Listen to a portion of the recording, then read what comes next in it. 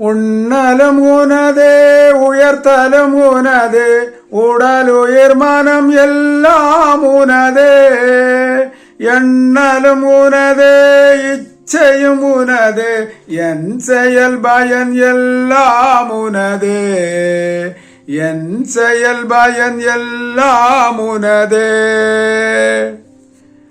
ஸ்ரீகிருஷ்ண பரமாத்மனே நமக. மத்த பரதரம் நான்யது கிஞ்சிதஸ்தி தனஞ்சயா மயி சர்வமிதம் புரோதம் சூத்ரே மணிகணாயிவா. ஸ்ரீமத் பகவத்கீதை இதுவும் 7வது அத்தியாயத்தினுடைய ஒரு ஸ்லோகம் தான். அதாவது மத்த பரதரம் ந அந்யது கிஞ்சிதஸ்தி தனஞ்சயா. எவ்வாறு மாலை முத்துக்களை அந்த நூலில் கோர்க்கப்பட்டிருக்கின்றதோ அவ்வாறு அந்த முத்துக்கள் எல்லாம் அந்த நாரில் இணைக்கப்பட்டிருக்கின்றது. அதை போன்று இந்த ஆத்மாவில் தான் அனைத்து உடம்புகளும் அனைத்து ஜீவராசிகளுடைய உடம்புகளும் இணைக்கப்பட்டிருக்கின்றது என்று பகவான் இங்கு தெளிவாக கூறியிருக்கின்றார்.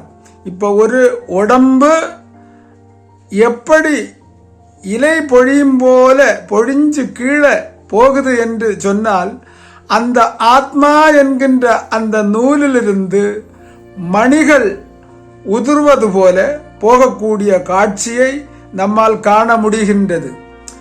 அப்போ மனிதருக்கு மட்டும்தானே ஆத்மா இருக்கின்றது என்று கேட்டால் இல்லை, அனைத்து ஜீவராசிகளும் இயங்குவது ஆத்மாவின் துணையுடன் தான் அனைத்து ஜீவராசிகளும் இயங்குகின்றது. ஆனால் மதங்கள் இதை ஒத்துக்கொள்வதில்லை. இருந்தாலும் இந்த இறைவன் எங்கிருக்கின்றார் என்று கேட்டால் எங்கும் இருக்கின்றார் என்று எல்லா மதங்களை சார்ந்தவர்களும் கூறுவது வழக்கம். ஆனால் நம்முடைய சனாதன தர்மத்தை சார்ந்த உணர்ந்த ஞானிகள் மட்டும் கூறுவதுதான் யதார்த்த உண்மை. இதிலும் நம்முடைய இந்த சனாதன தர்மத்தை சார்ந்தவர்கள் ஏன் அனைத்தையும் கும்பிடுகின்றார்கள் என்று சொன்னால் உங்களுக்கு இப்பொழுதாவது புரிகின்றது என்று நான் நினைக்கின்றேன்.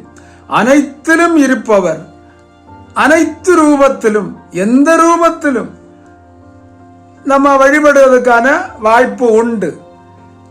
ஆக இந்த சனாதன தர்மத்தில் சார்ந்தவர்கள் இந்த உணர்வுடையவர்கள். அதனால்தான் எங்கு பார்த்தாலும் எந்த இடத்தில் பார்த்தாலும் எந்த ரூபத்தில் பார்த்தாலும் இறைவன் இல்லாமல் இந்த உடம்பு இயங்க முடியாது. இறைவன் என்பது இங்கு கூறப்படுவது ஆத்மா. இந்த ஆத்மா இல்லாமல் ஒரு செடி வளராது, ஒரு புல் வளராது, ஒரு முட்டை கூட கோழியா மாறாது. ஆக அனைத்திலும் இறைவனை பார்க்கக்கூடிய ஒரு தன்மை இந்த சனாதன தர்மத்தை சார்ந்தவர்களுக்கு உண்டு. ஆக இந்த சனாதன தர்மத்தில் நாம பிறந்து இந்த ஆத்மாவை பற்றி கொஞ்சமாவது தெரியாமல் இந்த உடம்பை விட்டால் இதை போன்ற ஒரு தவறு வேற எதுவும் இல்லை என்பதுதான் உண்மை. ஆக அனைவரும் பகவத்கீதையை படியுங்கள். ஹரி ஓம் தத்சத்.